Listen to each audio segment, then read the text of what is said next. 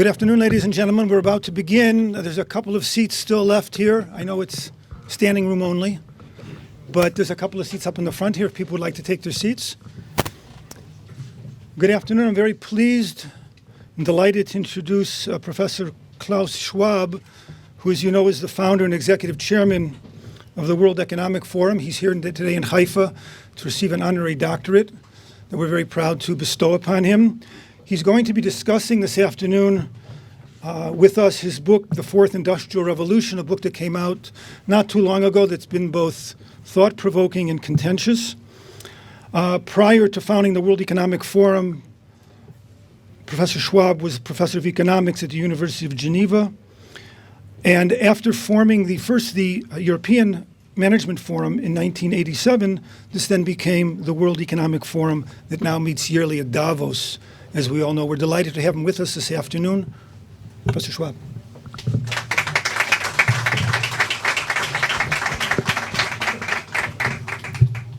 Thank you very much. It's a great pleasure to be here and to see so many colleagues of the faculty, to see students. It reminds me of my 32 years of professorship at the University of Geneva. And I think I see some of our young global leaders and global shapers. Please raise your hands. Excellent. So I feel at home. Now, I was first, let me first ask a question. I was kindly introduced, but who knows actually what the World Economic Forum is? Very few people. What do you think I am? Do you think I have a PhD in engineering, I have a PhD in economics, so when filling out, let's say, profession, when I have to fill out the entry card, I always wonder, should I write economist or should I write engineer? What do you think I am? Or should I write professor? I'm a social entrepreneur. Who is a social entrepreneur here? A social entrepreneur is someone. Actually, it was not the notion of a social entrepreneur was not very well known. So, after having created the World Economic Forum in 1971, everybody asked, "What is his motivation? Why he had such a promising career in academics, in business? Why did he create such a small organization?" As a not-for-profit foundation. So I always had to explain, because people said you make somewhere behind money or you want to exercise power and so on. But the fascination to do something for society in creative ways, that characterizes a social entrepreneur.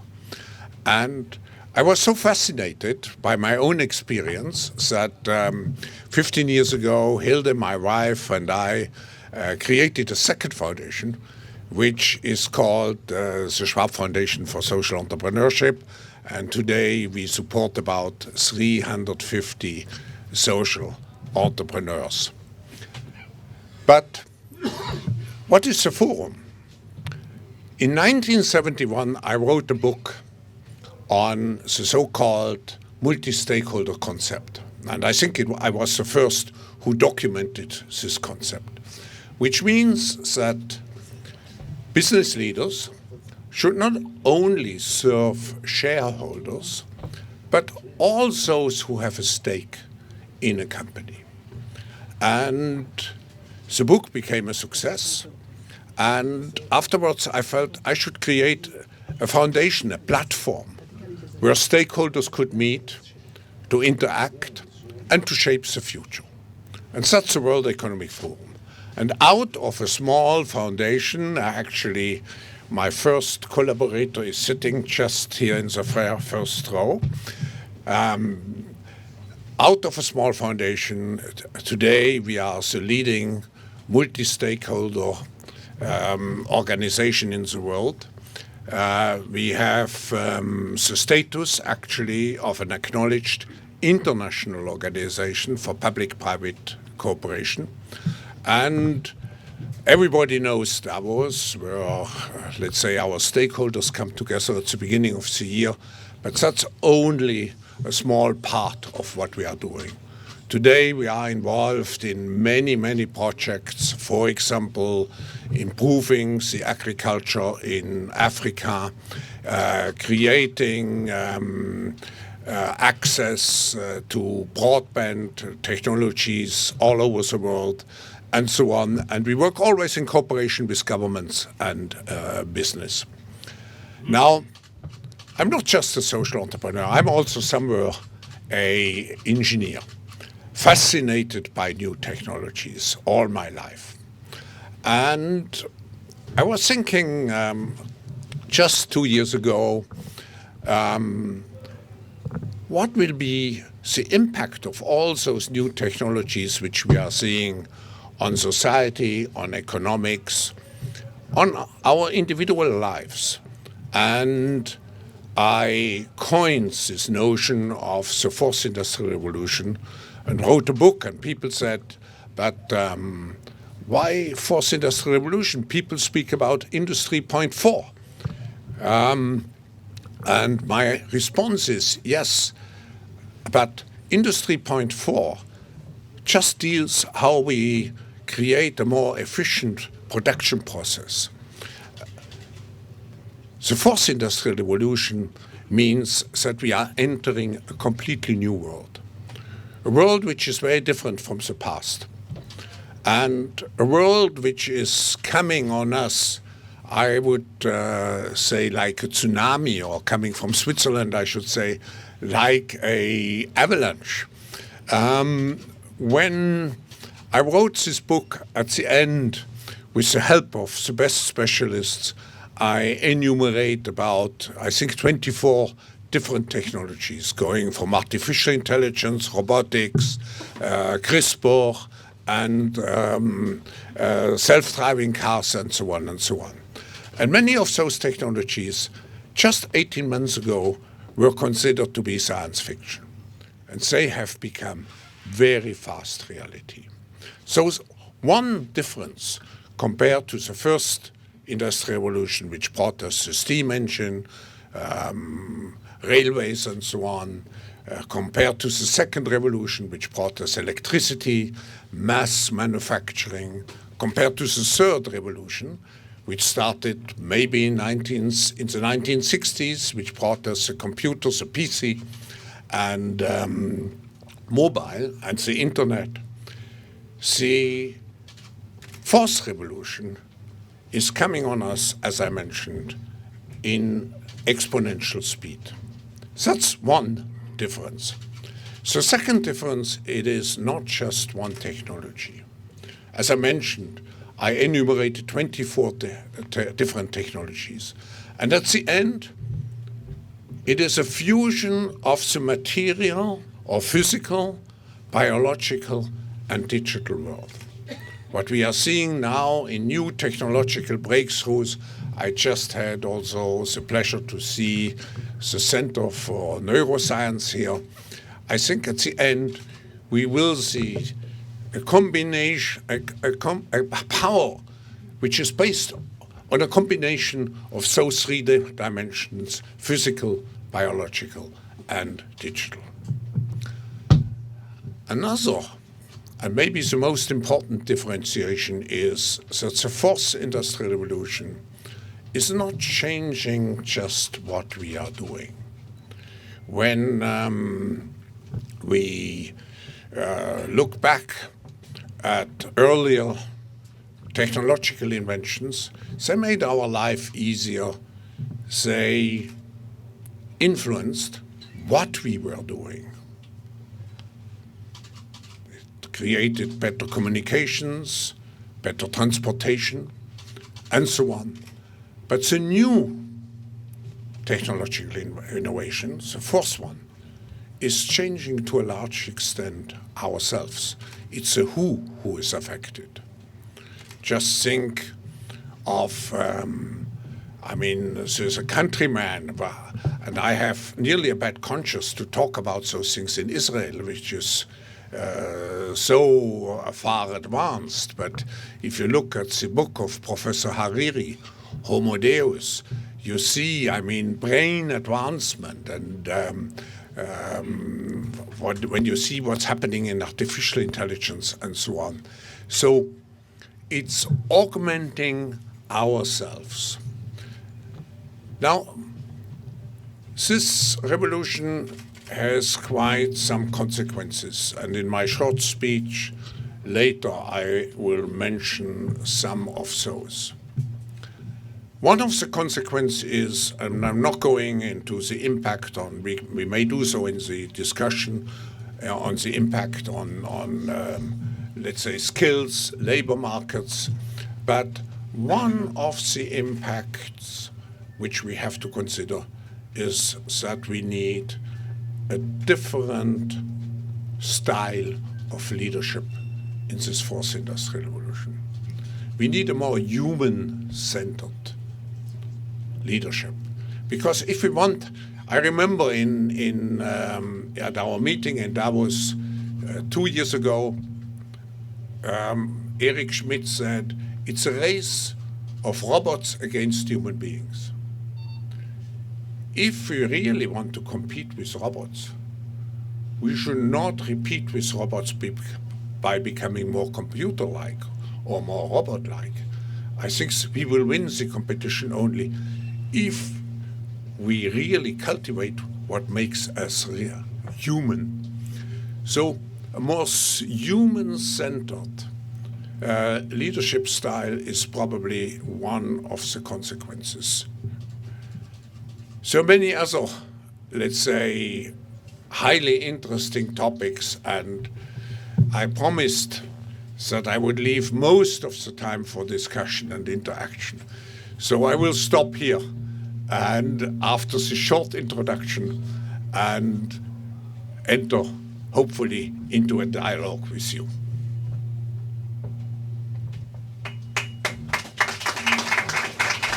Say some words later, but let me take it up. I think the world is in a historical process, changing from a unipolar world to a multipolar world. And I was in Beijing just 10 days ago, and President Xi Jinping told me he made the most important speech he ever made in Davos. And it was considered to be really the tipping point or the transition, or demonstration of the transition from a unipolar to a multipolar world. But we have not just the transition from a unipolar to a multipolar world, we have also the transition from a uniconceptual world to a multi-conceptual world.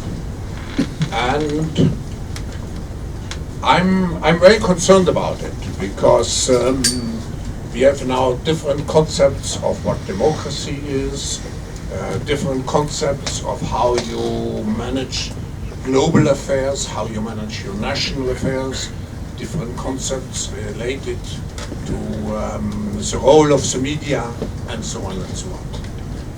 And very often those concepts are, let's say, the concepts we are used to as Swiss or German or European, as Israeli, are concepts which are identified as Western values. And some people say, look, Western values are now under attack, and so on.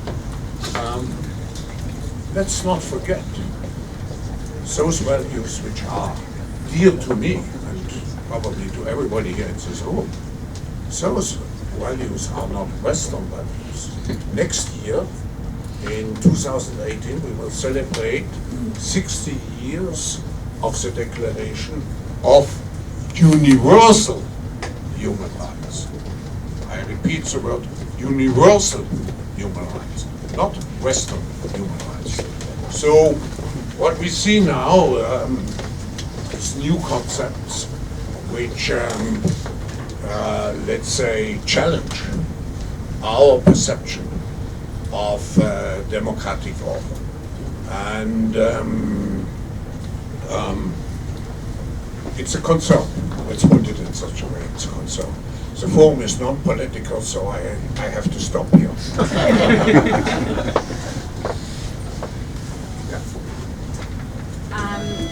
Thank you. My question is maybe kind of simple, but I think given your unique role and your expertise on new technologies and this fourth industrial revolution, it would be valuable to hear what you define as human exactly, and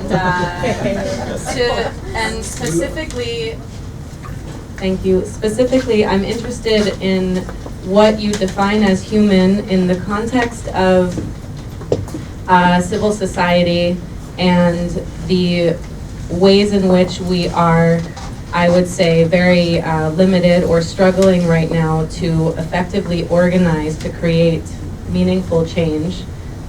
For me, I think a lot of the challenge comes from our own lack of awareness of how to use what is valuable about our humanity in relation to the technologies and the sort of structures that guide our productivity in society. I have to confess, I think everybody would have difficulties to say really what human is. I will come back. I'm not, let's say, avoiding an answer. But I had a fascinating discussion just an hour ago here in the Institute of Neuroscience and I think decision making it's called. When we do not know yet the base code of our own brains. We can analyze, that's what I understood, we can analyze certain behaviors, we can see whether a brain reacts positively or negatively towards a certain image or event or whatever it was seen. Of course, it made my day to see one of the young student girls being confronted with my picture, to see a very positive reaction. But we do not know really how really the base code works. Now, what is fascinating, that was my consideration, when we program a computer, when we do artificial intelligence, we actually can design the base code.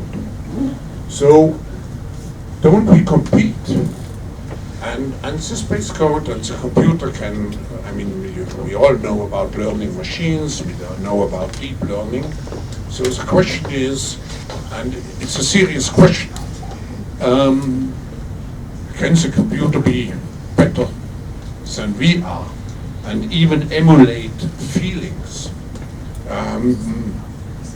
Why should a computer not learn feelings if we can measure our feelings? That's what I was assisting at this experiment. So I frankly cannot give an answer, but nevertheless I can give an answer. And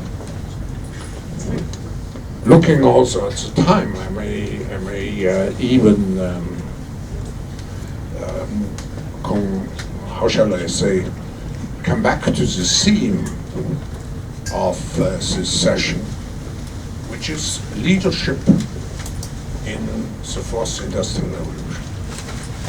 Now, I'm very often asked, Klaus, you have met so many leaders in the world. I think there's no leader whom I haven't met in the last 40 years. Very, very few exceptions. And people would say, what constitutes a leader for you? And I could respond and say, okay, I have read, particularly when I was teaching, so many books about leadership, how you have to be flamboyant, how you have to be charismatic, and so on. I would say that's all nonsense, all what you read. At the end, leadership comes down to 5 very simple elements. And it provides a certain answer to your question. It's brains, it's soul, it's heart, it's muscles, and it's nerves. Now what do I mean? If you want to be a leader, you have to have brains, you have to be a professional. You have to be good in what you are doing. You have to be better than the majority with whom you compete. So that's the brains. Then you need the soul. The soul is what gives you direction, the vision which you have, and the values which you have. Not yet enough. You need the how. What does it mean? You have to be passionate about what you are doing. You have to enjoy it. You have to engage.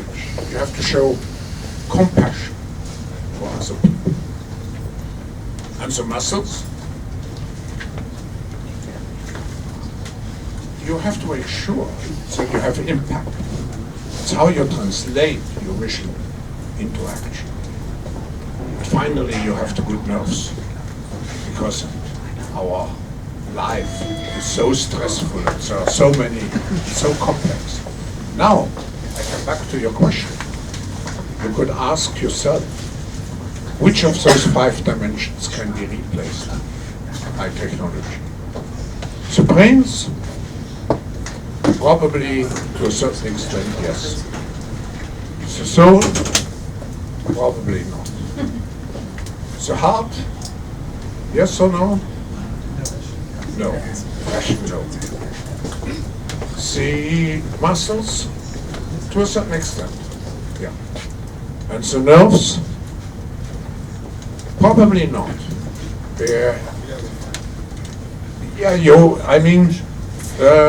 That you take a very complicated, if a situation, for example, a catastrophe arrives, and you take a very complicated decision. Probably no. But what is most important? That's my answer to your question. The computer cannot replace your soul that you are.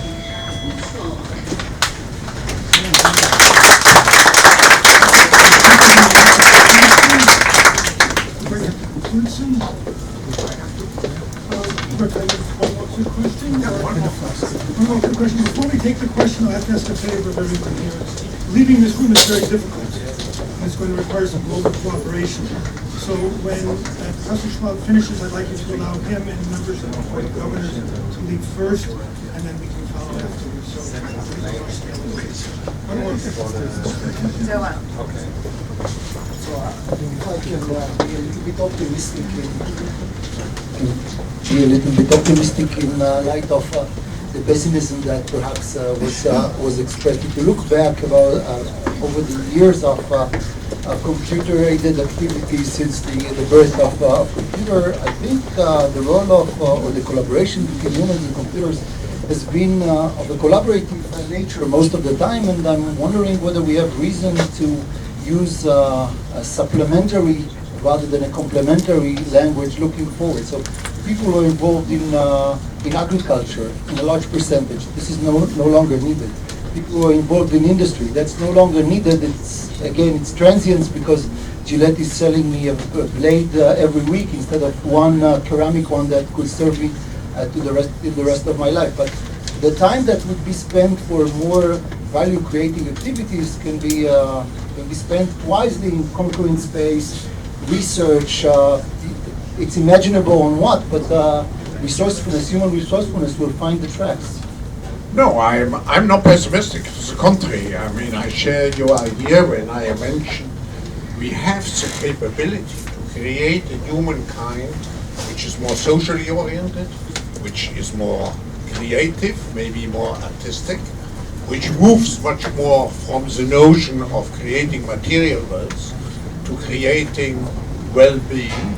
And well-being is more than just material satisfaction. We can create a humankind which is healthier, a humankind which of course has a longer lifespan and a relatively healthy life in age. So we have it, the technology is fantastic. We have it in our hands. But those technologies have risks, and so it's particularly one risk which I want to mention. Those new technology provide asymmetric power to individuals. So I'm not now talking in detail what it means. You all can imagine. But it means that individuals can do a lot of harm.